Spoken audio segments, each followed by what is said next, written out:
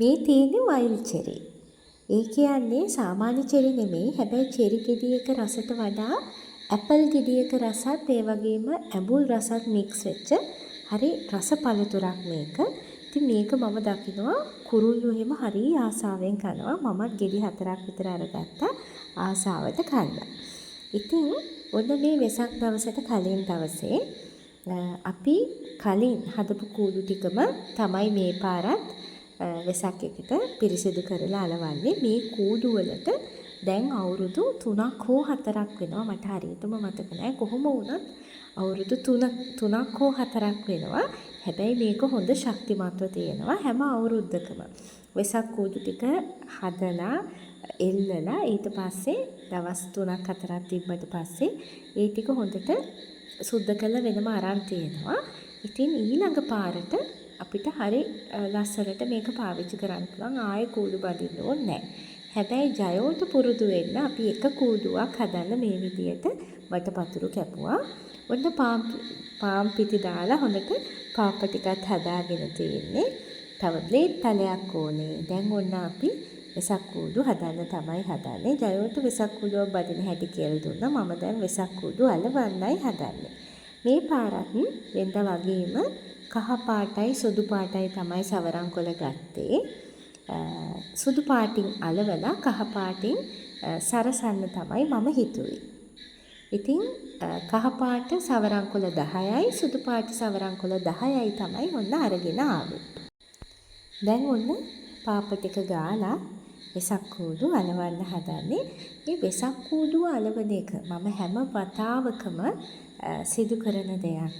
ඒකෙන් මම බලාපොරොත්තු වෙන්නේ ගොඩක් දේවල් තියෙනවා. ඒ කියන්නේ වෙසක් කූඩුවක් අලවන එකෙන් මම ගොඩක් දේවල් බලාපොරොත්තු වෙනවා. පළවෙනි එක තමයි මේ වෙසක් කූඩුව මට එක කොලයකින් එක සවරම් කොලයකින් මට අලවන්න පුළුවන්ද? ඒ කියන්නේ අපි ඒක තීරණය කරන විදිය අනුව අපි මේ වෙසක් කූඩුව අලවද්දී අපේ සංයමය කොච්චර නම් තියෙනවද ඒකට සමානව අපිට වෙසක් කොලය එහෙම නැත්නම් සව් කොලය අහක දාන්නේ නැතුව හරිම ප්‍රයෝජනවත්ව පාවිච්චි කරලා සම්පූර්ණ වෙසක් කූඩුවම එක කොලයකින් අලවන්න හැකියාව ලැබෙනවා. ඉතින් මම මුලින්ම කරන්නේ මේ විදියට මේ අතපට්ටමේ මේ 4 අලව ගන්නවා. ඔන්න මම ජයෝටත් දුන්නා දැන් වෙසක් කූඩුවක් තනියම අලවන්න කියලා. මොකද පුංචි බබාලටත් මේක පුරුදු කරන්න ඕනේ.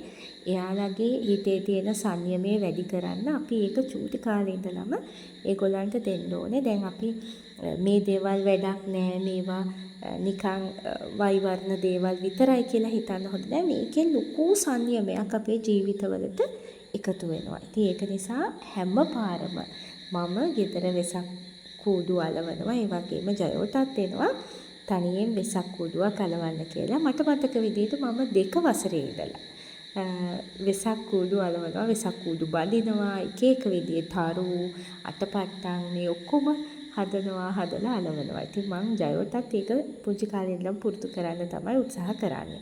ඔන්න දැන් මම වෙසක් කූඩු 2ක් අලවලා ඉවරයි.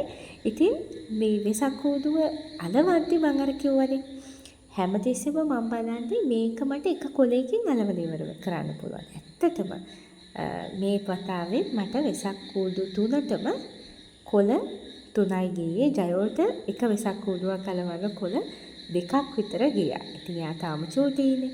අපි ඒක එයාලට පුරුදු කරන්න ඕන පුළුවන් තරම්.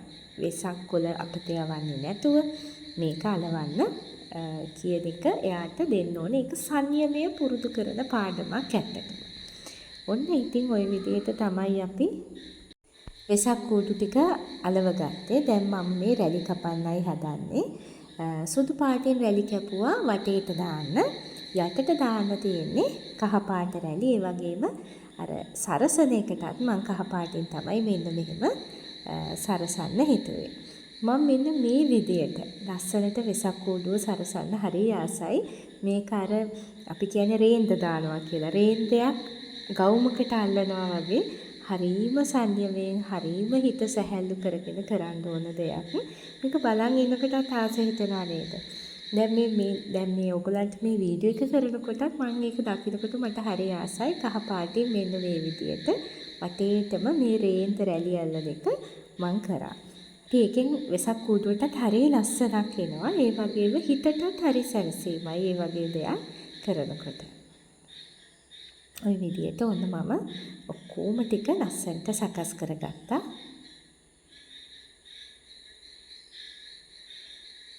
ඉතින් මේ වෙසක් කූඩු කියන එක මං හිතන්නේ ඇත්තටම මේ අපේ සංස්කෘතියෙන් අපිට ලැබිච්ච හරි ලස්සන දෙයක්.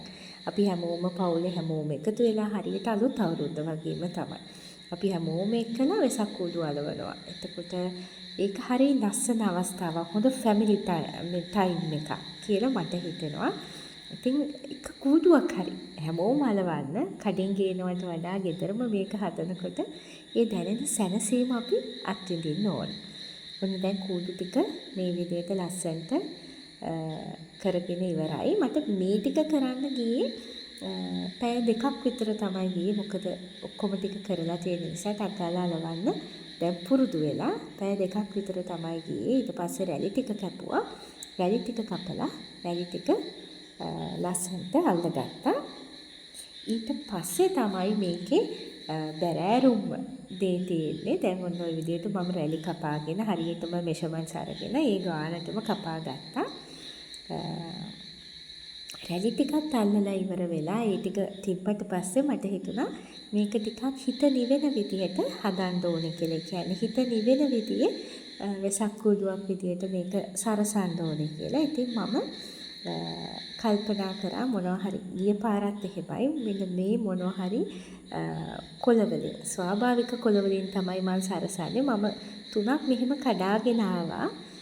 විවිධ විදියට තියලා බැලුවා. ඊට පස්සේ මට හිතුනේ මෙන්න මේ පුංචි උණ කොළවලින් මේක ලස්සනට සරසන්න ඕනේ කියලා. හැබැයි ඉතින් මේක හරි සියුම්ව කරන්න ඕන දෙයක්. මොකද කොලෙන් කොලේ පාප ගාලා හිමීට ලස්සනට ඒ හිතෙන විදියට ලස්සන වෙන විදියට අලවන්න ඕන. ඉතින් ඔන්න ඒකට තමයි ගොඩක්ම වෙලා ගියේ මේ වෙසක් කූඩු හදද්දී. මම මේක හදන්න පටන් ගන්නකොට මට මතක විදියට දවල් 2ට 3ට වගේ ඇති. හැබැයි මෙන්න මේ විදියට සරසලා ඉවර වෙනකොට රෑ 2 විතර වුණා. හැබැයි හරි ලස්සනයි. හිත නිවෙනවා. මේක හරි භාවනාවක් වගේ කරන්න ඕන දෙයක්. හිත නිවෙනවා. හරිම අර හිතට හරි ලොකු සැනසීමක් දැනෙනවා. ඉතින් ඔන්න ඔය විදිහට තමයි මම මේක ලස්සනට සරසලා ඉවර වුණාට පස්සේ පේන්න තිබුණේ මම ওই 3ක් හදලා ඉවර වෙලා මේ වීඩියෝ එක අරගත්තේ. ඊට පස්සේ මෙන්න මේ විදිහට එල්ලුවා. එතකොට අර කොළ ටික හරි ලස්සනට අර බල්බ් එක ඇතුලින් පේනවා. අන්න වෙසක් සඳ පායලා තිබුණේ. හැබැයි මට ඒක ලස්සට කැප්චර් කරන්න බැරි වුණා. බලන්නකෝ ඒ වෙසක් කූඩුව ඇත්තටම හිත නිවෙනවා වගේ නම් මම මේක හදන්නේ මගේ හිතට සැනසීමක් දැනෙන්න. මොකද මගේ හිතට සැනසීමක් දැනෙනවා නම් තමයි ඒක බලන කෙනෙක්ටත් ඒ සැනසීමම ලැබෙන්නේ. එහෙනම් තෙරුවන් සරණයි හැමදෙනාටම.